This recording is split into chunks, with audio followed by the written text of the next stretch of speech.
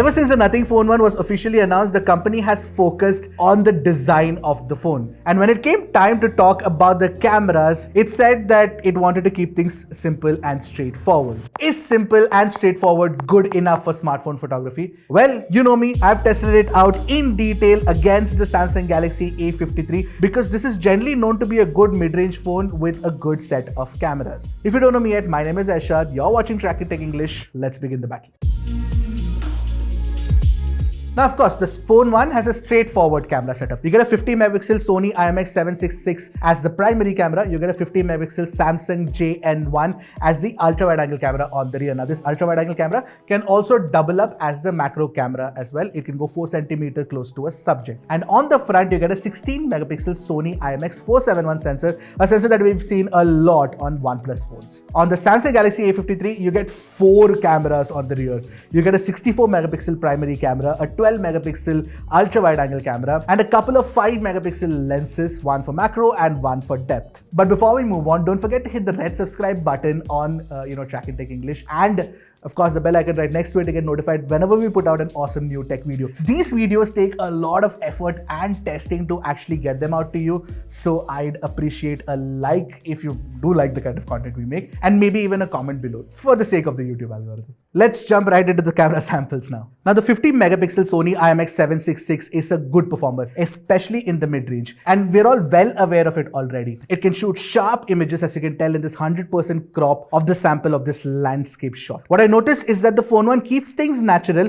where the Galaxy A53 tends to over-sharpen in post-processing the JPEG, and that ends up over-sharpening the shadow noise in the corner as well, making it stand out. By the way, if you notice, once you zoom back out, the dark monsoon sky has been turned blue by Samsung. This despite scene recognition being turned off on both the phones. In the second image, again, the Samsung is super sharp and crisp, where Nothing is naturally sharp. I do like the way Nothing processes the textures here. In general, if you look at these pictures of cut vegetables, you can tell the phone 1 offers colors that are closer to natural looking. Samsung does push up the saturation slider slightly. The greens and the reds are again closer to natural looking here on the phone 1. But yes, in a bid to maintain the reds, which is definitely the most difficult thing for a small smartphone sensor, Nothing tends to slightly mute it.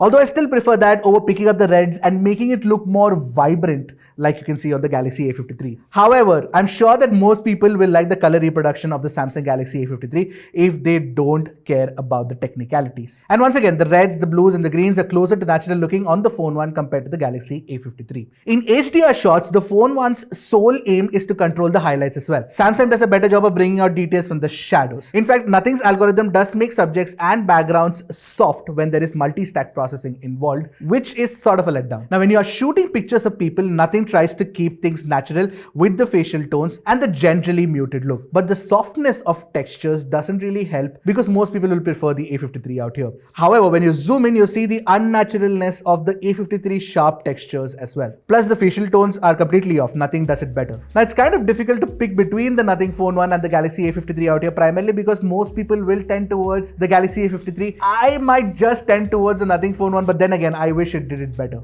Against the light for pictures of your friends and family, however, I'll take Samsung's processing over Nothing's any day, because the phone 1 will underexpose the face to correct the highlights on the rear. That's just how the HDR functions on the phone 1. It's not ideal for human subject images. Now, portrait algorithm on the Galaxy A53 looks very good, especially since the bokeh flows naturally, but edge detection is equally good on both. But overall, which phone do you prefer for pictures of people? Do let me know in the comment section below. Now, finally, when you look at the low light shots, the 64 megapixel Samsung sensor lets in more light without night mode. But in such situations, most people will use the built-in night mode, and that is where the Nothing does a fantastic job. It just cleans up all the noise. Just take a look at the close crop of the sky, where the Galaxy A53's noise levels are a little too high compared to the Nothing Phone 1. And when the lux drops even lower, close to near dark levels, Nothing's algorithm has far fewer artifacts and color fringing. Take a closer look at the books or the macram art on the wall, or even the poster for that matter. This is the kind of processing that gives you some room for post-processing as well.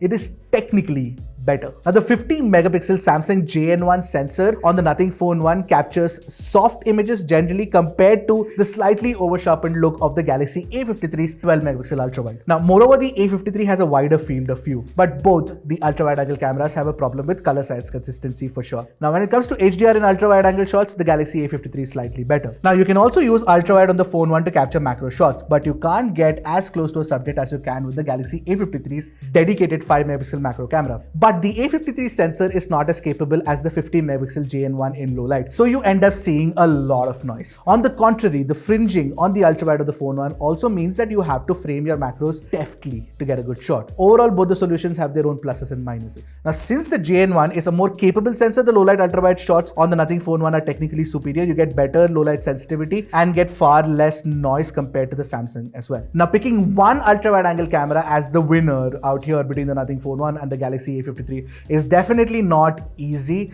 considering all the technical data I've presented to you guys. Now moving on to the selfies, I really love the color science of the selfie camera on the Nothing Phone 1. It maintains the natural colors in the scene. You can see my facial tones and the color of my shirt are super accurate here compared to the Galaxy A53. Very good job, Nothing. The same is true for low light selfies with night mode on. I love how the Phone 1 maintains the right balance of colors, exposure control, sharpness, and the overall look of the night here. Samsung tends to make things brighter. However, all that goodness is undone with HDR selfies, where again the Nothing Phone 1 has a softer image compared to the sharp selfie of the Galaxy A53. Although I must say the Phone 1 handles highlights better. Now when it comes to selfie portraits, the Nothing Phone 1 does a fantastic job of edge detection. Just take a closer look at my hair, and therefore I'd pick it over the Galaxy A53 as the selfie camera of choice. Now let's talk about videos. Both the phones can shoot at 4K 30 FPS only, which is the top, but the Nothing Phone 1 is definitely a far better phone for videography. You get a wider BT 2020 color gamut, which is why it will look red on unsupported displays, so keep that in mind. You get stabilization, the dynamic range is also way better, and there is very little exposure shift as well. And even the sound recording is superior compared to Samsung. Take a listen. Now this took me completely by surprise. So both the Samsung Galaxy A53 and the Nothing Phone 1 can shoot at 4K 30 FPS videos. So both the Samsung Galaxy A53 and the Nothing Phone 1 can shoot at 4K 30 FPS videos.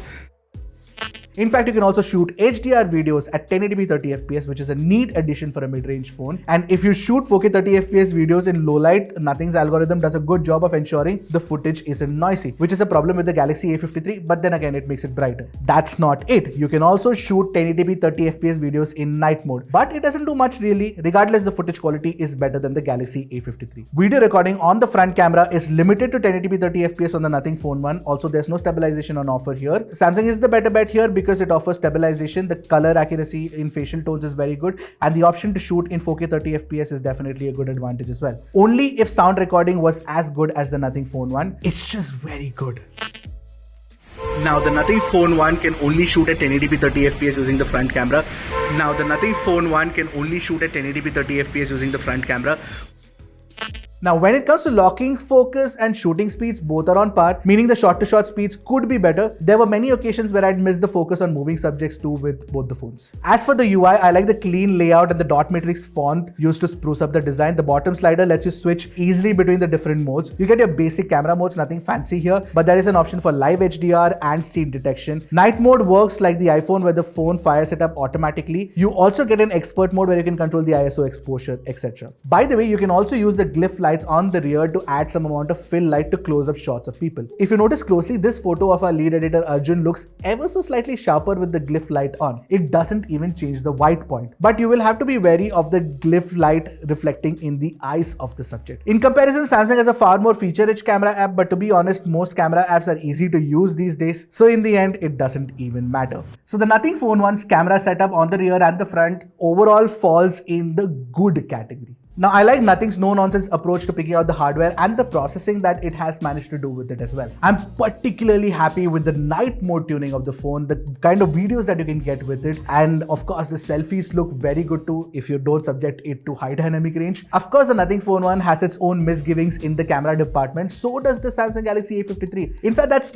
mostly true for most mid-range phones out there. There are certain areas where they will have to make a compromise to ensure that they can save on some costs. Hopefully, the Nothing Phone 1's HDR and portrait capabilities can be fixed in a future update, and hopefully the Samsung Galaxy A53's color science consistency can be fixed in a future update. For now, the Nothing Phone 1's camera, I'm pretty satisfied with it. So what do you guys think of the camera samples that you saw right now? I'm pretty certain that you have your own thoughts. Let me know in the comment section below. Until next time, this is Airshot signing off. Keep tracking and stay safe.